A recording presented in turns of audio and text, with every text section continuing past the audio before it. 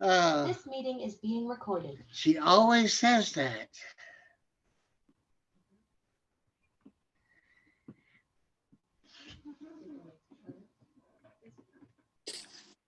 Now,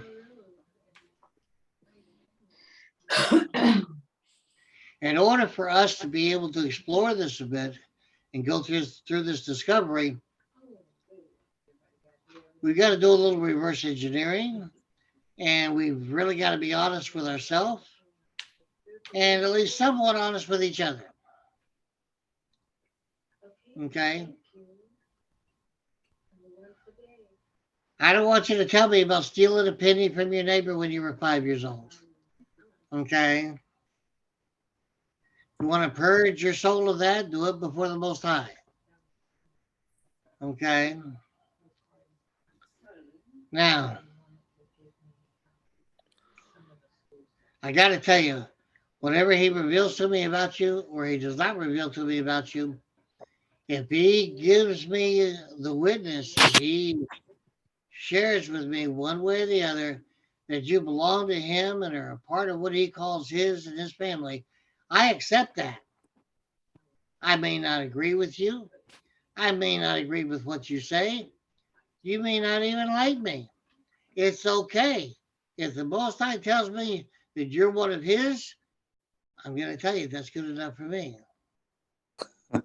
No matter what else is said or done.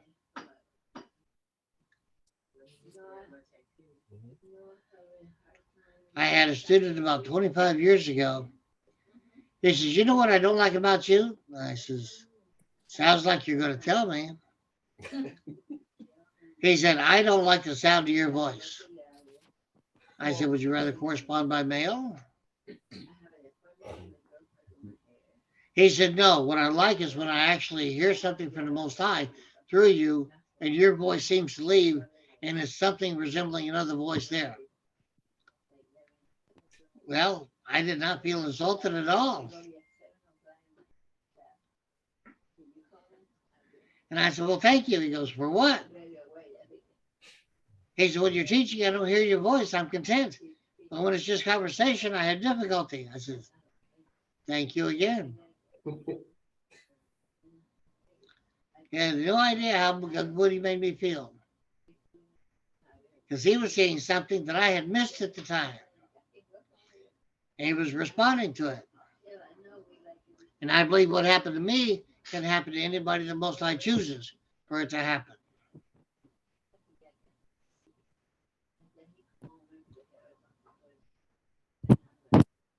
The Most High purpose he what he purposes us. There we go. I got it all out for his use, for his purposes to be fulfilled in our lives. Okay. He didn't say that we were going to agree with it. He didn't say that we were necessarily going to like it all the time. But when we start coming to him, and most people, when they say, "Use me, I'm your vessel, work through me," they don't have a clue about what they're asking for and what they're asking about. Because everybody has these pictures in their mind. The chief rabbi of Israel, the Billy Graham's in the stadium, or the greatness of the TV pastors, or the leaders that are drawing thousands and thousands of people in crowds. Well, that's all well and good. But are you sure you want that celebrity status and all the background that goes with that? Well, I don't want the celebrity status either. But that background of spending time with him, the background of him choosing us, the background of him choosing a more intimate relationship with him, of choosing different ways to communicate with us, those things I cherish. Those things I'm selfish for. Now, let's jump past this. I don't want it to appear just as an empty rant. Okay. How do we get there? How do we get there to where we know how to pray, what to pray to get results? How many times have you asked that question inside yourself? How many times have you got an answer that gave you that result?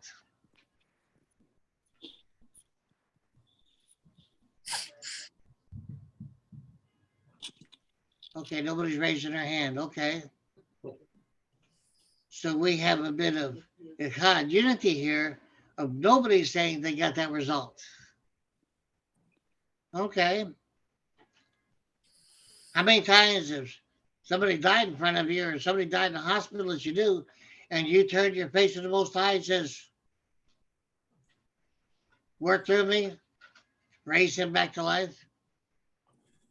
And you spoke to that corpse, you touched that corpse, and they sprang back to life. How many of you have experienced that? At least once. Come on now. I don't like being a minority. Nope.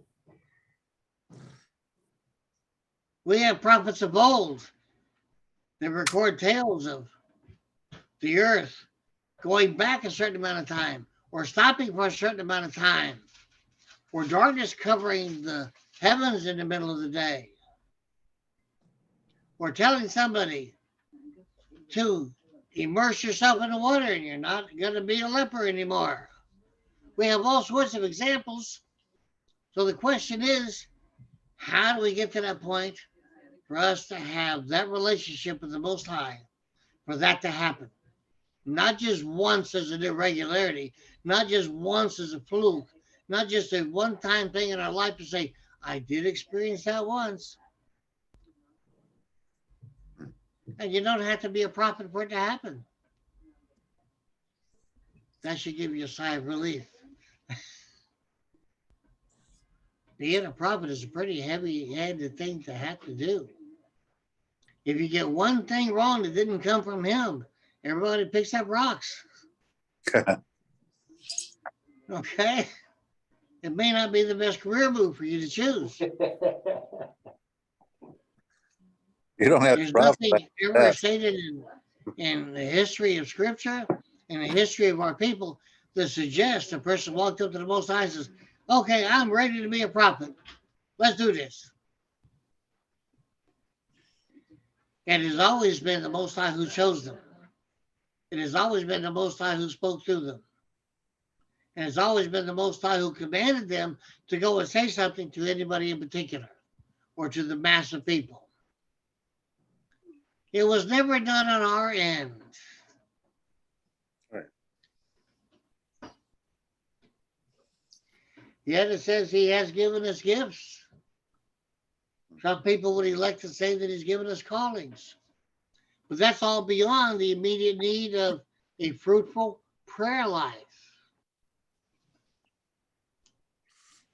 How do we get to the place we need to be that you know when you pray that he's turned his face to you and he's extending you favor and he's listening to you and you know without a doubt he's responding? This is what we need to talk about. This is part of the construct and structure of prayer and praise and worship.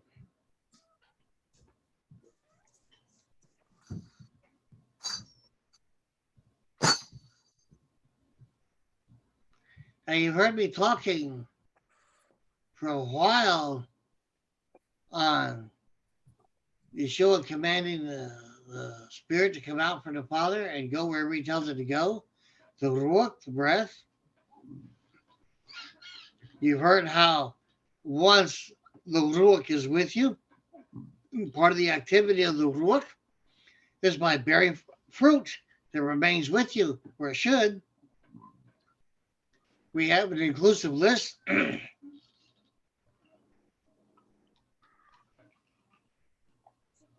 We have an inclusive list in Galatians. We have an inclusive list where Moshe is in the cleft of the rock and the Most High is walking by, showing his back parts. And there's 13 attributes that are listed. It is an inclusive list, only based on what has been revealed.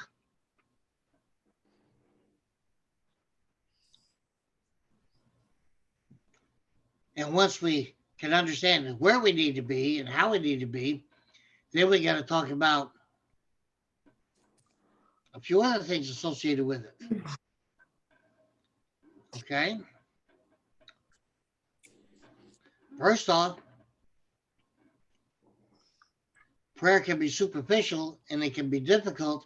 It can be labor where you can literally sweat blood if you are not completely yet where you need to be for him to be satisfied with it.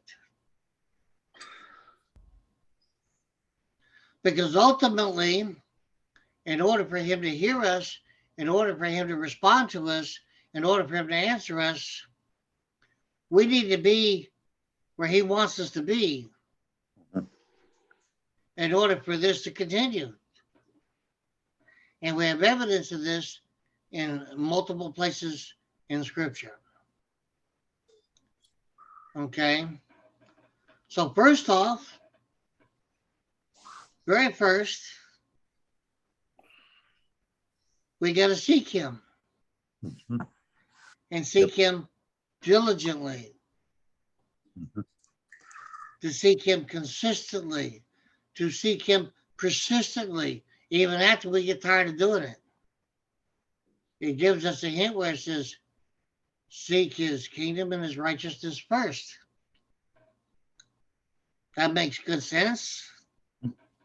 Does it not? Yes, it does. So we have to put him first.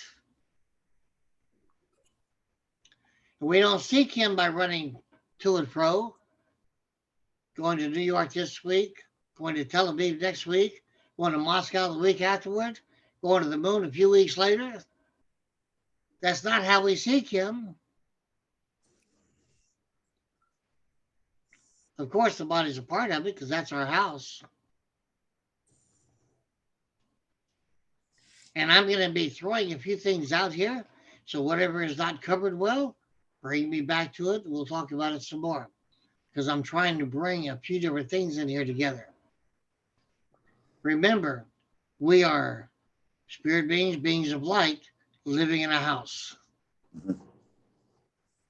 So if you're still living as a house instead of a being of light, that's an adjustment that you need to make.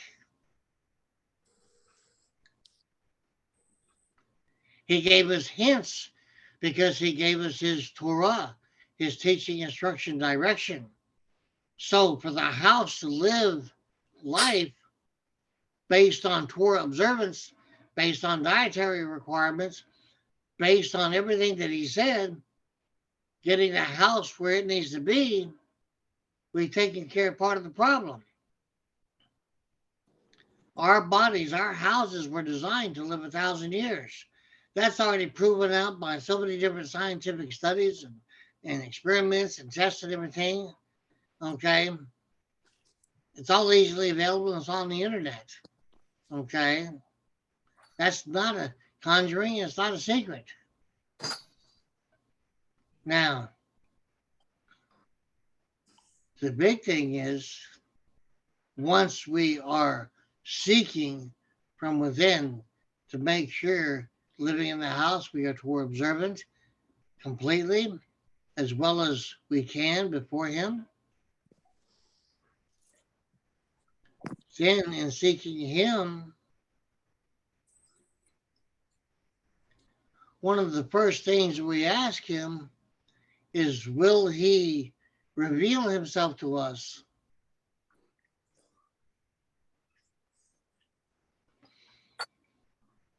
Maybe one grain of sand worth on a whole beach of sand. Maybe based on us being on this one planet out of all the planets and all the solar systems and galaxies and wormholes and all the universes. But we got to have a beginning. with something that works for us individually, with him individually.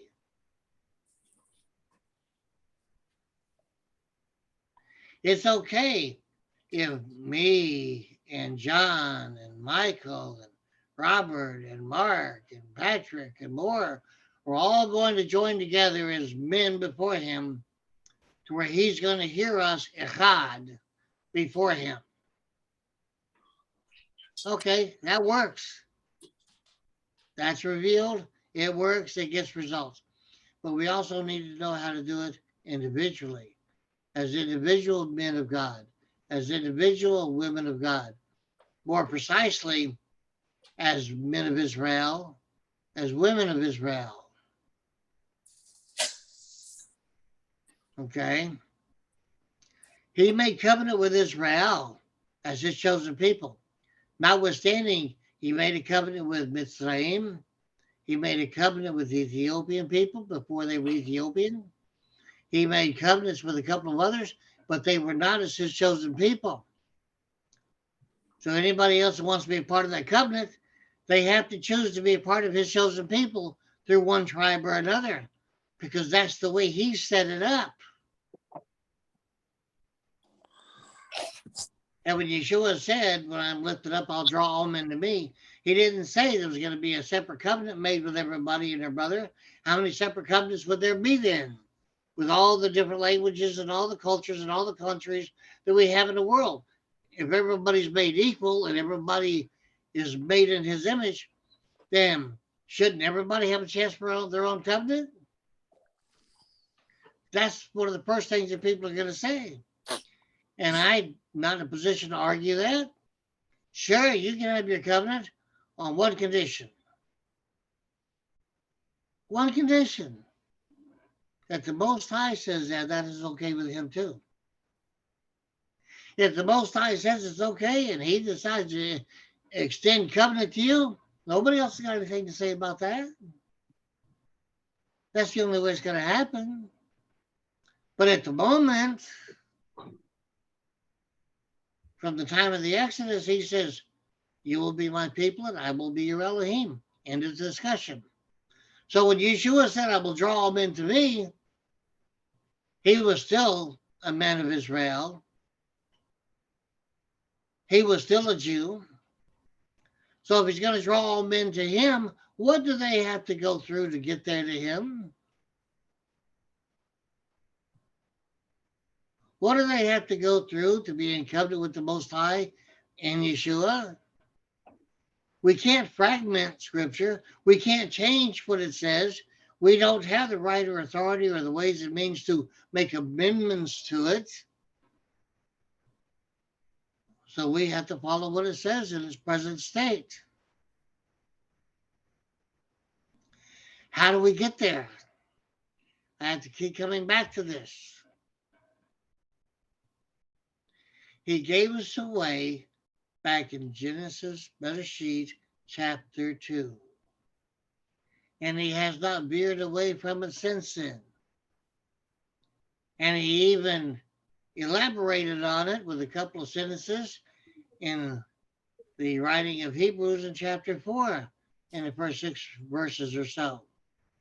Okay? Now, in order for us to have covenant with him, first, he's got to invite us.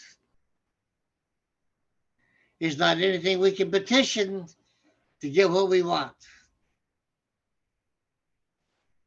Which means, just like it says in Torah, that we've got to live like he wants us to live, Torah observant, and we've got to seek him, and he's got to be first in everything. First. And first, and first, and first in everything. Now, as we seek him, we have an advantage in seeking him that's been revealed to us in Scripture. First, our words betray us. Second, our thoughts will betray us. Thirdly, our heart will betray us. Because those are the places we are the most transactional. These are the places where we value us the most. Each individual person. That's all we got. Just us before the Most High. If we're married, if we have family, children, parents, it is still us before the Most High. And we, in those other relationships, want to make a difference with Him. And for that purpose, He commanded the appointed times. And He even said in Vayikra, Leviticus 23, these are my appointed times. He didn't say they were Israel's appointed times. He didn't say they were Jewish appointed times. He didn't say they were believers' appointed times.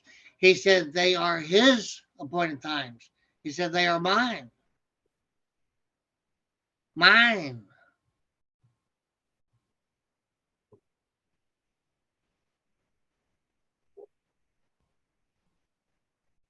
And of course, we have another great advantage in seeking Him so we can get to where we need to be. Because in the prophets, did He not famously say, I am Yod-Heh-Wah-Heh, I don't change? And so we depend on that because He's results oriented. He told us He doesn't change. So we depend on Him saying the same so that we've got something we can grasp a hold of.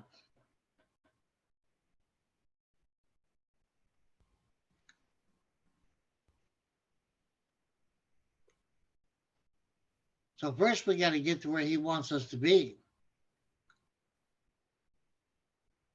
And we've got to continue seeking Him, His kingdom, and His righteousness first. And then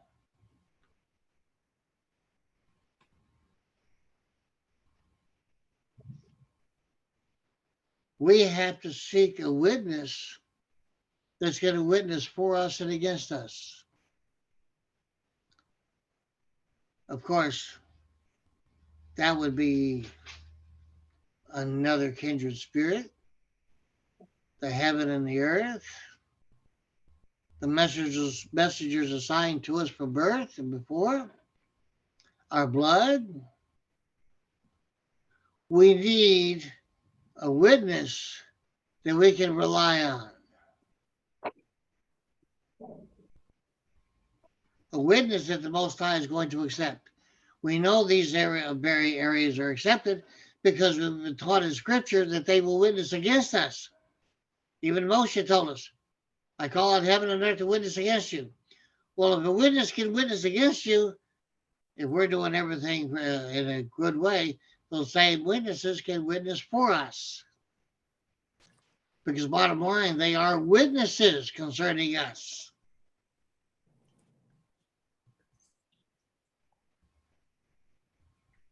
And again, how do we get there? Step at a time, it's going to come out. We seek Him. I ask Him, what needs to be in place? Make it known to me through whatever method you choose. Make it known to me. What needs to be in place? My heart, my mind, my life, my body, my words. What needs to be in place for you to reveal yourself more so I can have more of you? So there's more of your set apartness, more of your Kodesh, more of your word. What's the Aramaic for the living word? And Hannah behind me echoes Bimra for everybody. We need more of that too. We need more.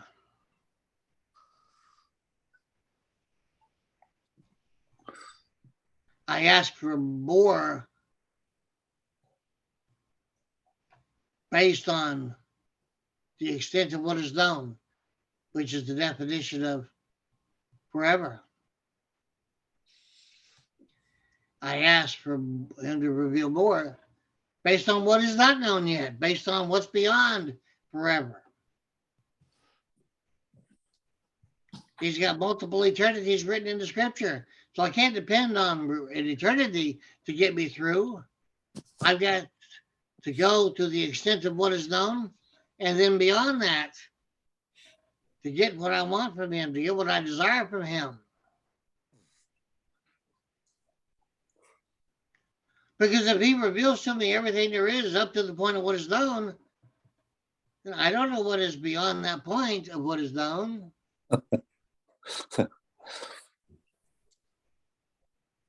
And I told you, I'm selfish for all that will give me. I'm selfish for his revealed presence. Now, there's a little caveat there with his revealed presence. There comes something else along with that. His Kodesh. Along with his revealed presence, you can feel that through every part of your sentient being. His set apartness, his holiness. Tell them nobody to approach the base of the mountain. They will die. That was his Kodesh, his set apartness. Tell them if you are not among the covenant, you cannot touch these set apart things, these furnishings of the Mishkan, the tabernacle, or else you'll die. That is his Kodesh, his set apartness. So these things like this let you know that Kodesh is not a ritual. Rituals don't kill you. Rituals don't kill the house and make the spirit go back to the one that made it. There is no ritual part of Torah. That was men who were making vast assumptions about things that they didn't fully know.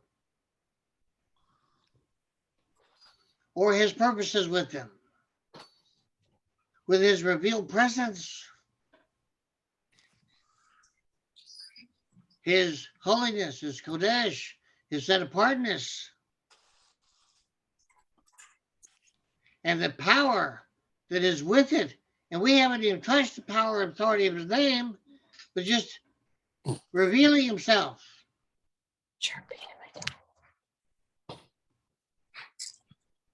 People world over like to talk about the Most High's healing power. Let's get right down to it. For that healing power to be there, it is properly called Kodesh. Because if it can take life, it can most certainly give it. Yeshua had Yod-Heh-Wah-Heh's name. He said in John 17, I've kept everybody that you've given me by the power of your name, the name you gave me. And so by virtue of having that name, he became Kodesh. And through that power and authority of the name, the power of Kodesh, people were healed, people were raised from the dead. So we have a name here for that healing power. It is called his holiness, his set apartness, his Kodesh. No. So with prayer, with praise and worship, you want to spend more time with him, and you want him to have time with you and look at you, turn his face to you, favor you, answer you. Well, you need more of his revealed presence. You need more of his Kodesh. Not just once or twice in a lifetime, but regularly, routinely. Consider that if every time you went to prayer, you were able to enter in with him into his rest. His rest is called Shabbat, not Shalom. His rest is called Shabbat. Rest, his rest. So if we're going to enter into his rest, to do that, we would have to experience being Kodesh, because we can't enter into any holiness, any set apartness, any Kodesh, if we are not Kodesh.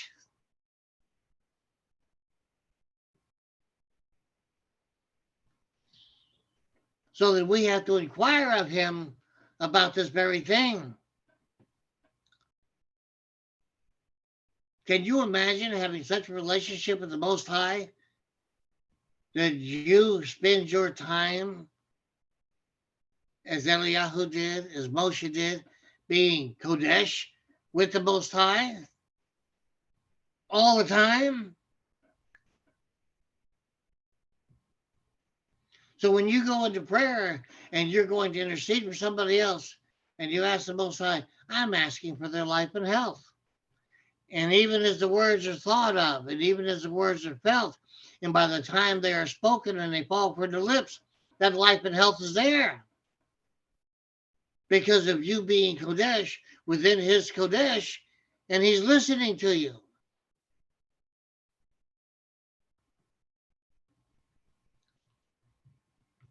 There are many songs world over that have been made popular in the last 150 years, to the effect of they will know us by our love. They will know who we are to him by our love. Well, on the surface, it sounds like, well, everybody loves in their own way, and we love from our own culture, we love from our own language. Horseradish. And it's not even close to Pesach.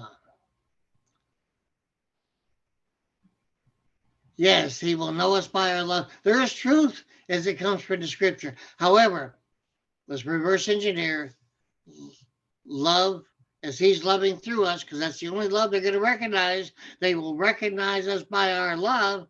It is not possessively our love. It is not our possession. It is not our property.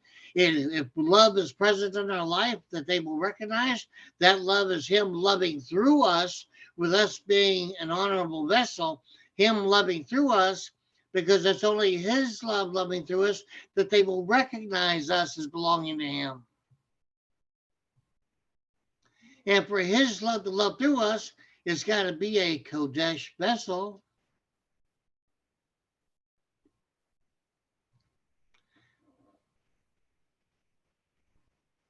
I have to prepare for prayer every day. And my waking hours when I first wake up and my evening hours before I go to sleep is the first and last thing that I do. Jehoshua taught us, before anything else happens, the first thing that you do with any situation, any opportunity, anything, you always take it to him first. So when I first wake up, that's the first thing that I do. First thing I'm involved in is waking up. Yeah, I'm still a sentient being. I am still alive. I am not artificial intelligence. He made me. First thing that I do, so I go to him.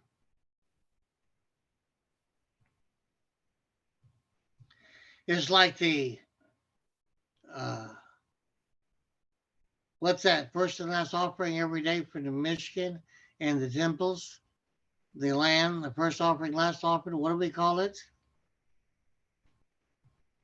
The continual burnt offering is the first offering of the day and the last offering of the day. So in concert with that, if we present ourselves as a continual offering to him, the first thing when I wake up, I'm there with him. The last thing that I do before I lose my consciousness and I go off to sleep in the sleep cycle, I'm there with him. First and last things that we do every day. First and last offering. All other offerings, whether they're for the daily offerings or people's personal offerings, they're all sandwiched inside, in between those two lambs that are the continual burnt offering, first and last of each day. Our prayers, our praise, even our worship, which is homage, they are all offerings to the Most High. And whatever offering we're going to make to him, it has to be acceptable. To be acceptable, his set apartness, his holiness, his Kodesh has to come out from him and make that offering set apart. Make that offering holy. Make it Kodesh. For him to hear it and receive it.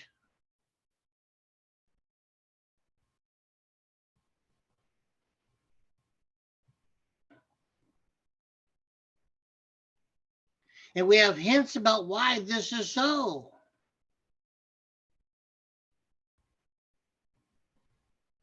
In Bamidbar, Numbers chapter 6, we have the benediction, a particular blessing. Anybody remember the name of that?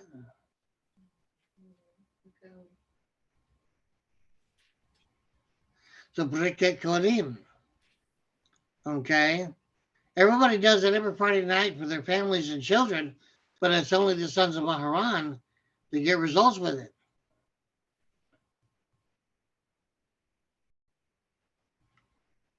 He told us there, this is what I want you to do. I want you to spread your hands out before my people, and I want you to say these words,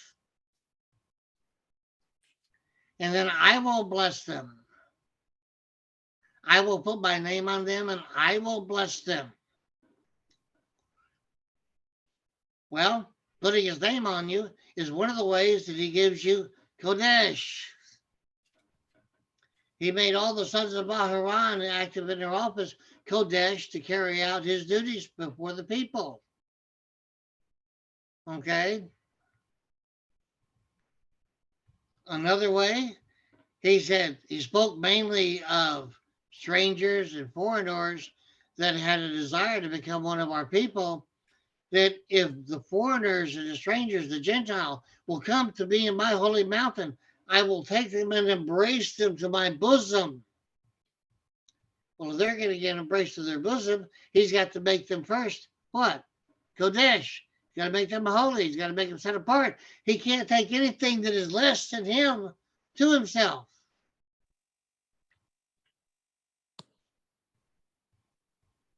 There's got to be the state of Kodesh. It doesn't matter whether it's 1% Kodesh, 10 million percent Kodesh. Kodesh is a state of being, of set apartness, holiness for the Most High, to recognize your desire for Him.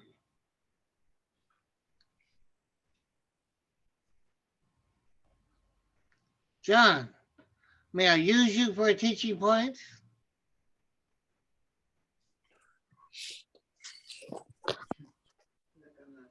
Don't worry, it won't hurt.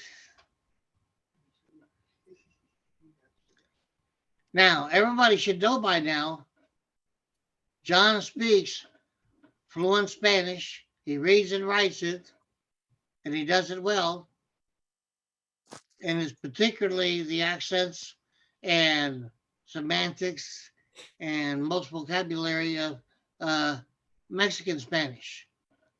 Would I be right in saying that, John?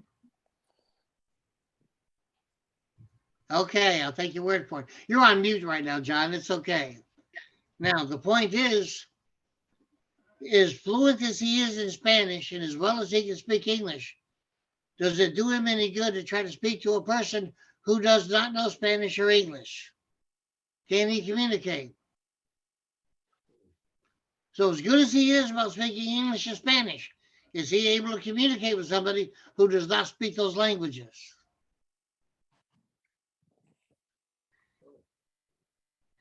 You're still muted, John. It's okay. Is to communicate with other people. However, it is much more difficult if you cannot understand each other.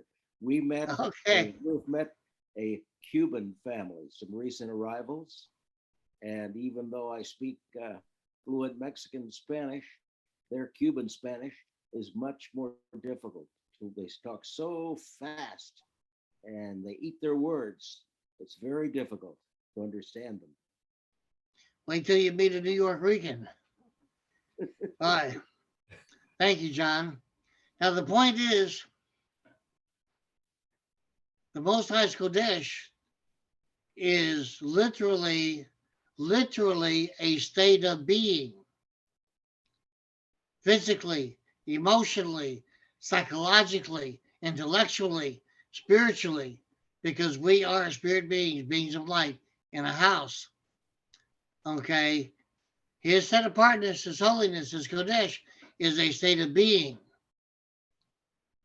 Now, the more that Kodesh he gives us, the more it will separate us from the world and its value systems and all that it is. All the fruits of the Spirit as they grow within us, the set apartness of the fruits of the Spirit, by their presence and by their set apartness from the Spirit itself, give us more set apartness, and they change our state of being to more and more set apartness, more and more Kodesh. That's part of the redeeming plan for us to be fully redeemed. Okay. Now, as this happens, you'll notice it says in, I believe it's 2 Peter chapter 1, verses 3 through 10, there's a little bit of a blueprint there that is inclusive that shows what he expects. In verse 10, he says, and if you are not lacking, you don't be lacking in this. And when he finds you acceptable, because he's judging, it says in verse 11, he opens the door to the kingdom and invites you in. Only after he finds you mature in all of these Kodesh fruits of the Spirit. He invites you in when you meet his requirements. He's watching, he's judging. That's what it says. You can be a believer for 50 years, all your life. And he's watching as the fruit of the Spirit matures, as the fruit of the Spirit grows. It is still Kodesh, set apart, holy. It is still true. It is still redeeming. It is always doing this. You can't help it. That's what it does. So when it's enough and Yeshua is satisfied, as he watches us grow, it says he opens the door to the kingdom and invites us to come in. That's what it says. Now, if you're praying 3 to 5 times a day or more, and if you are experiencing his Kodesh, his holiness, every time you call out his name, every time that you pray, every time that you praise, every time that you worship and give him homage, you're not going to recognize just how much your thinking is going to be changing. Your speech is going to be changing. Your ego is going to get kicked out. Humility is going to abide in its place. You're going to find that every time you enter into prayer, you are already in his Kodesh. And he's extended his Kodesh to include you. You don't get your own Kodesh. It always belongs to him. He extends it to you like a mother chicken extends her wings for her chicks.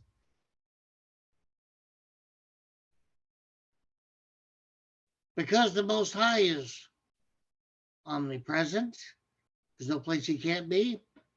He's omnipotent, nothing he can't do in his power, except he won't lie. Okay.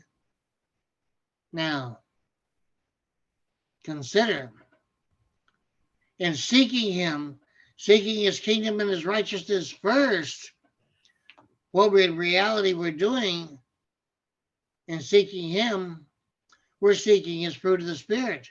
You should be asking for it 100 times a day, 1,000 times a day, and benefit for the way that the presence of that fruit of the Spirit as it's working and growing in activity is giving you more of that Kodesh, more of that holiness, more of that set apartness, more of his truth. Because when you have the fruit of the Spirit and the truth of the Spirit within you, he will, because of that truth of the Spirit there, that will enable you to know when somebody is speaking the Most High's truth or their own truth.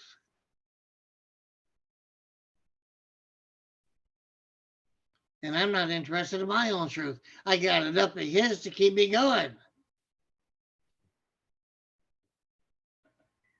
Now, so we seek after the fruits of the Spirit. We ask for it. We ask for it. We humble ourselves to him. We ask him for his humility. to take over. We ask him for people to see him instead of us. We ask him for people to receive the fruits of the Spirit with him working his fruits of the Spirit through us to them so that it's gushing, so that it's overflowing, so it's like a waterfall from our lives. And when somebody asks us, will you pray for my loved one? Will you pray for them? They were just in an accident. Will you pray for them for this disease? Will you pray so that they're raised back to life again? Whatever it is, then you can say, well, let me go talk to my Father, my good Father. Let me go talk to the right hand of power. Let me make use of this name, Yod-Heh-Wah-Heh. I'll get back with you in a little bit. I've got to enter in. And you enter in it with you pray, you praise, you worship. You're entering in with him by virtue based on his Kodesh around you. Your acceptability to him, the way that he's made you acceptable.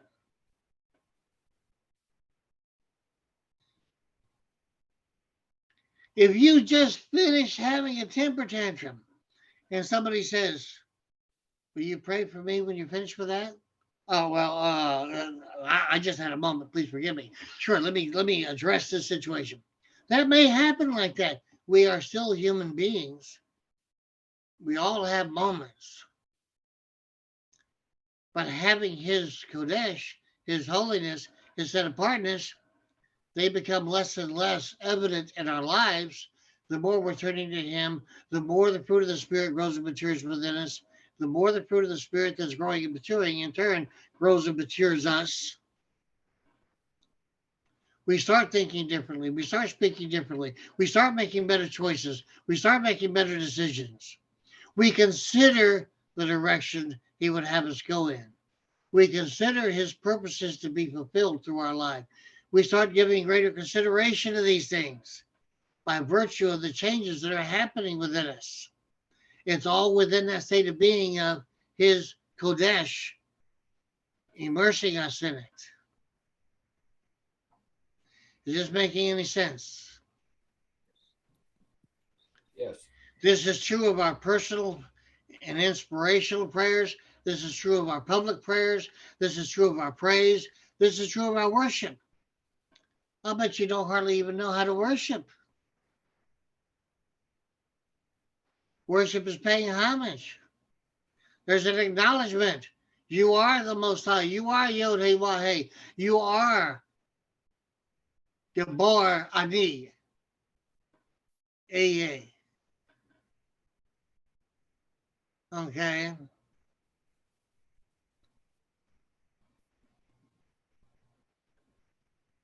Worship, paying homage, acknowledging him and all that he is based on what he's revealed to you that you trust, that you believe. And you can show others your belief and trust by the way you walk daily. Is it making any more sense? Yes. Yep. Any comments, questions thus far? I read John 1 today, exactly where you are. Well, Michael, it's 3:30. I agree. Let's take a little break. Meet here, back here around 4, a little after. All right, sir. Brothers and sisters, I need to sign out. I wish you all a very good week. Keep speaking to Yod-Heh-Wah-Heh, to the Most High. Be acceptable in his sight. And if the Lord wills and the creek don't rise, we will be back. Same time, same station next week.